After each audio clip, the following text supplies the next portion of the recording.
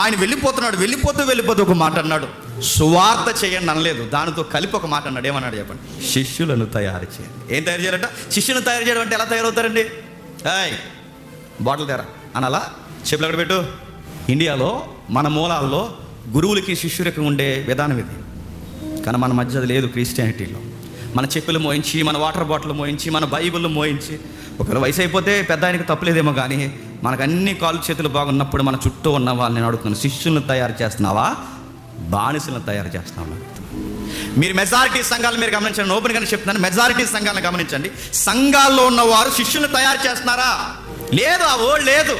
శిష్యుల డెఫినేషన్ వేరే వాళ్ళ దగ్గర. చర్చిలో సండే స్కూల్ టీచర్లు ఉంటారు, చర్చిలో యూత్ లీడర్స్ ఉంటారు, చర్చిలో శిష్యులు ఉండరు. చిన్నగా అంటే తయారయ్యే బోధకులు ఉండరు. లేవులే, మన చర్చిలో ఎవరు ఉంటారంటే మొదటి వర్తమానికులు ఉంటారు. చెప్పండి, ముఖ్యమైన వర్తమానికులు ఉంటారు, వర్తమానికులు ఉంటారు. ఇక్కడ మరి ఎవడో చేయండి మీరెందుకు చేస్తున్నారంటే ఇదే చేయమన్నాడు ప్రభు.